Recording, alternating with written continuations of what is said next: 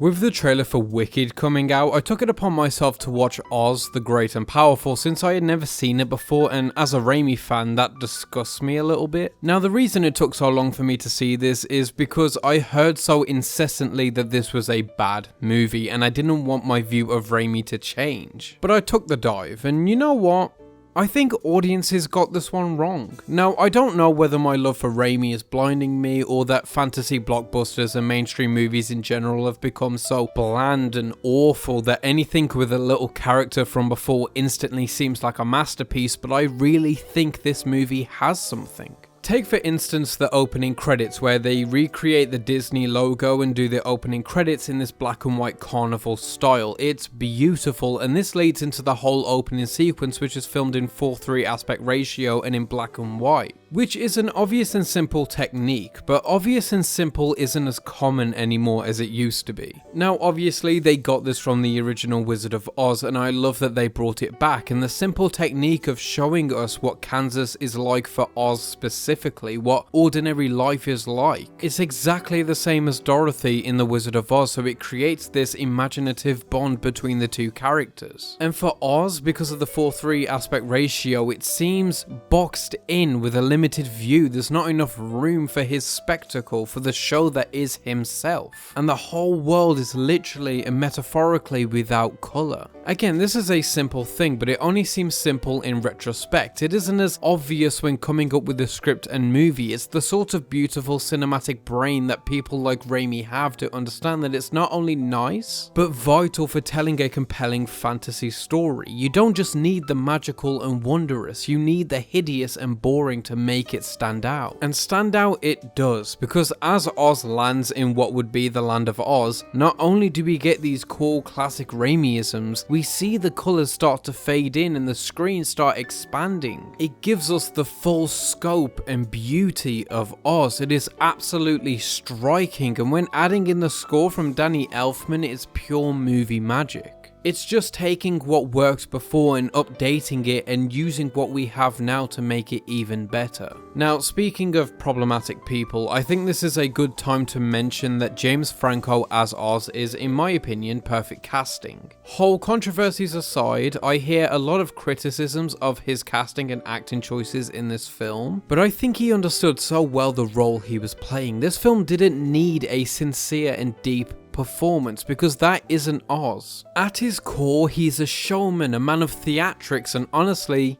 insincerity, and I think they play that well here. And I love that his backstory is one of a con man and trickster. It adds a tiny layer of depth to his character, showing how he's always been this way, but he needs to move from doing petty shows for petty cash and tricking good people for no ends to becoming a grand showman for the right reasons, turning his tricks into treats, a marvel for the citizens of Emerald City and the greater land of Oz. That's his arc here, because he gets to Oz and everyone thinks him a wizard due to this prophecy, and it's said that he'll save the land from the wicked witch. And he believes that him not being this wizard is a hindrance to his destiny, but it isn't, because Oz isn't a wizard. But he inspires hope in those who believe he is one. That's his magic. The simplest way they present this is in the beginning during his show. This girl played by Joey King asks him to make her walk and he can't, but then later on, he makes this girl made of china, also voiced by Joey King, walk by gluing her legs back on. A simple work of magic, but in reality it's the most powerful because it made her believe in him. And there's so many ways they present this idea, like the final battle in which he uses every little trick he used to cheat people in a way that frees the people of this land and expels the oppressors from it. But I love the simple little act of fixing this girl and earning her loyalty, or saving Finley and earning his loyalty beyond the life debt. And speaking of Finley, I love how they give Oz a cute animal sidekick and it actually works. Fantasy movies love this cliche, and a lot of the time, most of the time really, it simply doesn't work. Because usually the character is there simply for the kids to attach to and to say silly jokes. Which of course is also Finley's purpose, but the added bonus here is that he's actually funny and serves a greater narrative purpose. Isn't it a novel idea that the cute side characters can be a vehicle for more than one idea?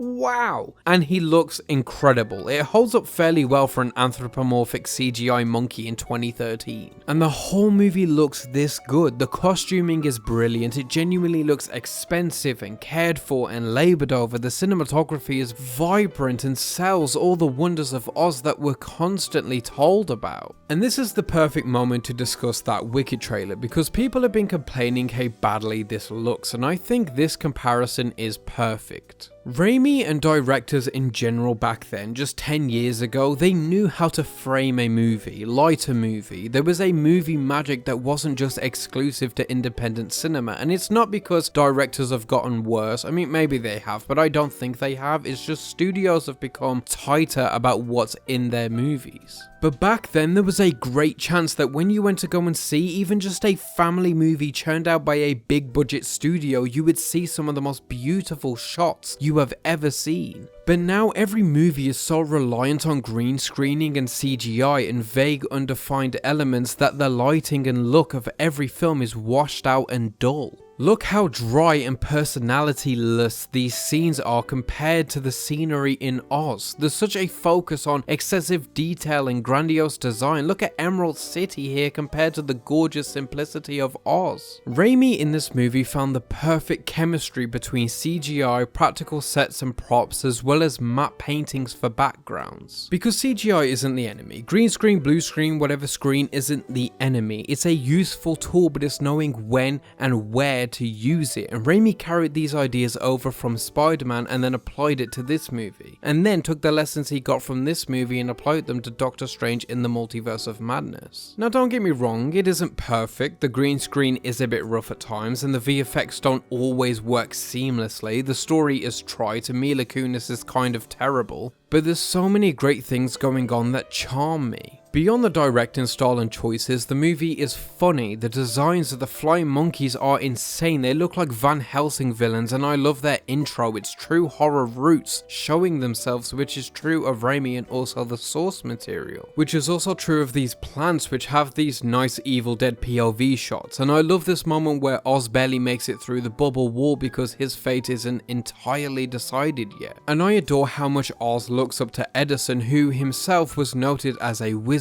but in reality was a con man too that had people believe in his power. And oh, this. Hold on! This is my favorite. Hold on! Her sister was a witch, right? And what was her sister? A princess! The Wicked Witch of the East, bro! I'm gonna stab him. You're gonna look at me and you're gonna tell me that I'm wrong? Am I wrong? My favorite she movie. wore a crown and she came down in a bubble, I'm dog! not fighting with you. Grow up, I'm not fighting bro! with you.